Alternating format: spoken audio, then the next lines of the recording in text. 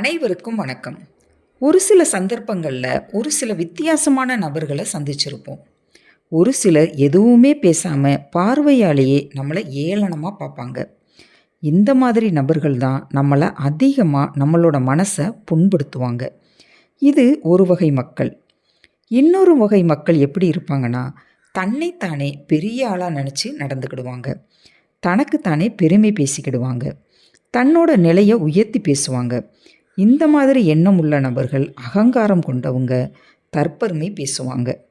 அவங்கக்கிட்ட தாழ்வான எண்ணங்களும் நடத்தைகளும் இருந்தாலுமே, அடுத்தவங்க நம்மளை பற்றி ஏளனமாக பேசுகிறாங்கன்னு தெரிஞ்சாலுமே தன்னையே உயர்வான்னு நினப்பாங்க. அதனால் நாம் இவங்கக்கிட்ட இருந்து ஒதுங்கி இருக்கிறது தான் நமக்கு நல்லது. சரி, இவங்களை எப்படி கண்டுபிடிப்பது பார்க்கலாம். 1. ஒதுங்கி விடுதல் நல்லது. இந்த புது பணக்காரங்கள் இருக்காங்கல்ல, அவங்க மிடில் கிளாஸ் மக்களை ஏளனமாக பார்ப்பாங்க. ஏதோ இந்த உலகத்தில் தான் மட்டும்தான் பணக்காரவங்க அப்படின்னு நினச்சிக்கிட்டு ஓவராக சீன் போடுவாங்க. நாம் வசதியாக வாழ்கிறோம் அப்படின்னு காட்டுறதே ஒரு நோய் தான். வசதியான வாழ்க்கையை விட நிம்மதியும் சந்தோஷமும் தான் முக்கியம் அப்படிங்கிறத மறந்து வாழ்ந்துக்கிட்டு இருக்காங்க. அவங்கவுங்க எண்ணம் எப்படியோ அப்படியே தான் அவங்க மனசு இருக்கும் அப்படின்னு ஒதுங்கி விடுறது நமக்கு நல்லது.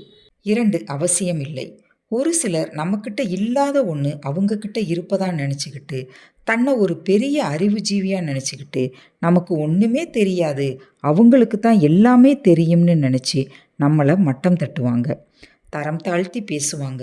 நம்மளோட குறைபாடுகள் பலவீனங்களை தெரிஞ்சுக்கிட்டு அதை சுட்டி காட்டி ஏளனம் செய்வாங்க. எல்லாமே அவங்களுக்கு ஈஸியாக கிடச்சிருச்சு அப்படின்னு கர்வமாக இருப்பாங்க.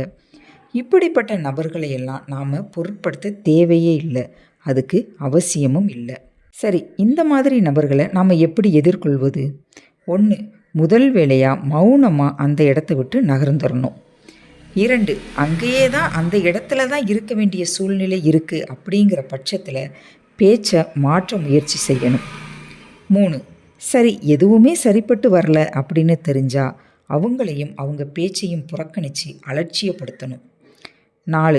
முக்கியமாக நம்மளை ஏளனமாக பேசுகிறவங்க முன்னாடி நல்லா வாழ்ந்து காட்டி அவங்க இப்படியெல்லாம் பேசிட்டோமே அப்படின்னு வருந்தும்படி செய்யணும்.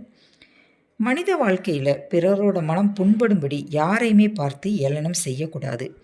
மனிதரை மனிதராக மட்டுமே நடத்தினா எந்த துன்பமும் வராது. எது எப்படி இருந்தாலும் அடுத்தவங்க நம்மளை எப்படி பார்க்குறாங்க என்று நினைப்பதை விட நாம் எப்படி அடுத்தவங்களை பார்க்குறோம் என்பது தான் முக்கியம். நம்முடைய பலம் மற்றும் பலவீனங்களை தெரிஞ்சு வச்சு நாம் நம்மீதே நம்பிக்கை வச்சு செயல்பட வேண்டியது ரொம்ப ரொம்ப அவசியம். ஏளனம் எகத்தாளம் செய்கிறவங்கள பொருட்படுத்தாமல் நாம் நம்மளோட போக்கில் நல்ல விஷயங்களில் கவனம் செலுத்தி முன்னேறிக்கிட்டே இருப்போம். நான் சொல்லும் இந்த கருத்துக்கள் யாருக்காவது ஏதாவது ஒரு மாற்றத்தை கொடுக்கும் அப்படின்னு நம்புகிறேன். இனி ஒரு நல்ல கருத்தோடு அடுத்த வீடியோவில் சந்திப்போம். நன்றி, வணக்கம்.